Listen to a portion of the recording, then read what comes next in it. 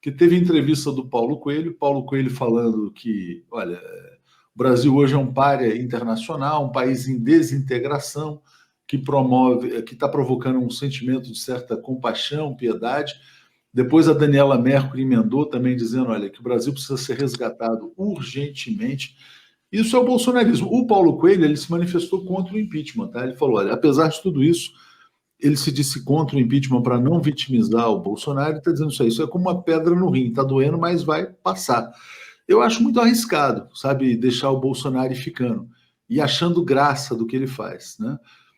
Outra coisa muito polêmica nesse fim de semana foi uma entrevista do Wellington Dias, governador eu ia falar disso. Veja, e ele também falou, também se colocou contra o impeachment do Bolsonaro. Então você tem Paulo Coelho, Wellington Dias, tem movimento, deixa para lá, espera chegar a eleição, e eu queria trazer esse tema para vocês. Então, passando para você, Rodrigo.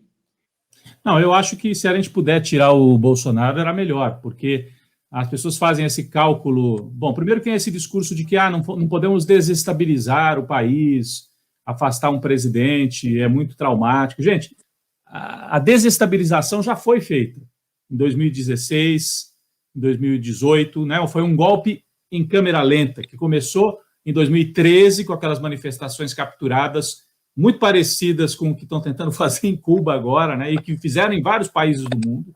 Então, começou em 2013. Em 2014, a Dilma conseguiu ganhar, né, por uma diferença muito pequena.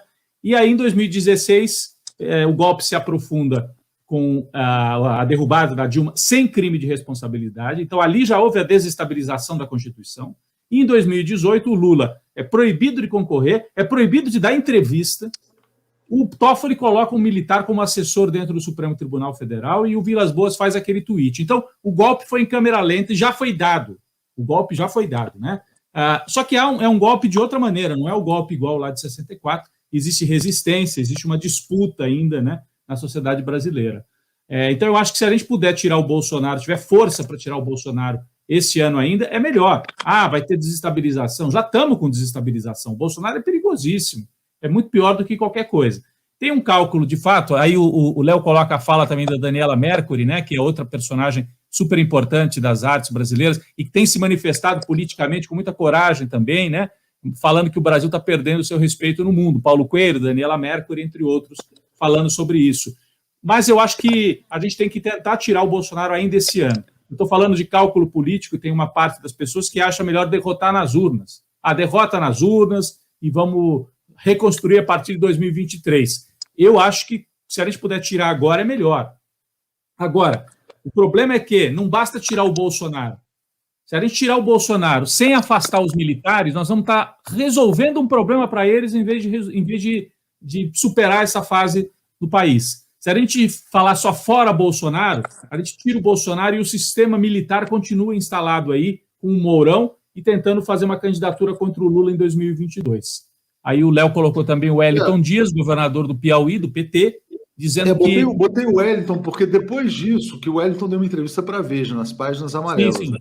E aí ele fala assim, não, olha, veja bem, ou existe uma prova muito concreta, ou temos que respeitar a soberania popular. Isso gerou reações. Depois a Gleisi foi no Prerrogativas e falou que há um caminhão de provas, né? E também o Humberto Costa à noite, também dizendo que tem crime comum, crime de responsabilidade.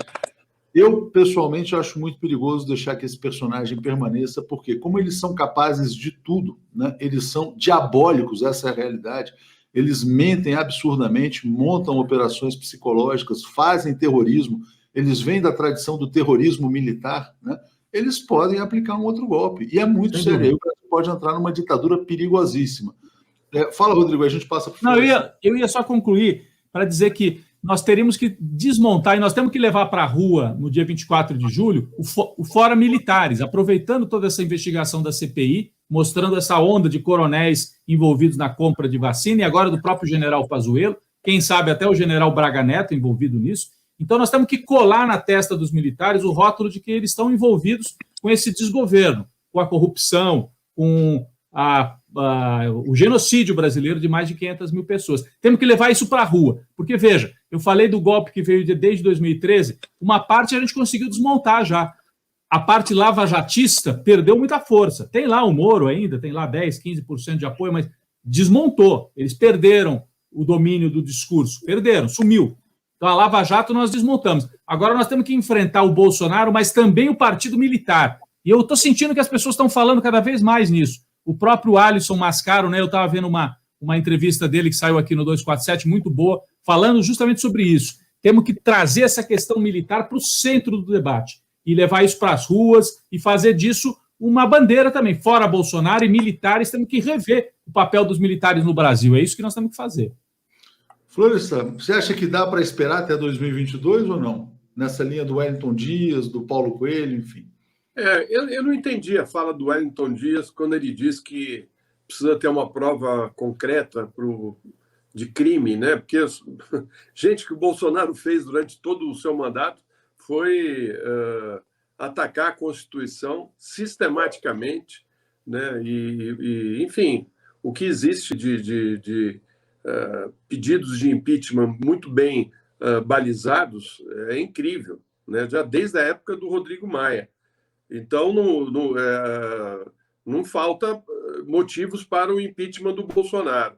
Agora, precisa ver as condições dentro da Câmara, né? Porque você vê que o Lira é um fiel escudeiro, né? Inclusive por interesse próprio dele, né? Porque, pelo jeito, ele também está envolvido em algumas questões que a CPI está aprofundando, né? E o Rodrigo também tem razão, né? Não dá para você ficar poupando os coronéis e os generais que se apoderaram do Ministério da Saúde, né? Eles transformaram o Ministério da Saúde num verdadeiro quartel-general, né? E fizeram desse quartel-general um negócio, né? E aí isso tudo está vindo à tona, né? Então, assim, o que as forças...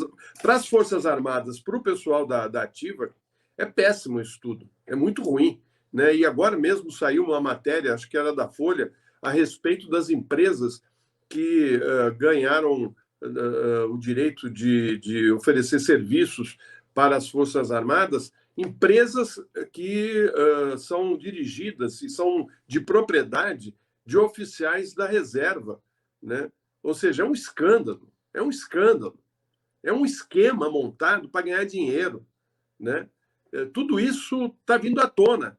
Então, assim, é lógico que os generais agora porque se tocar na gente vai acontecer, né?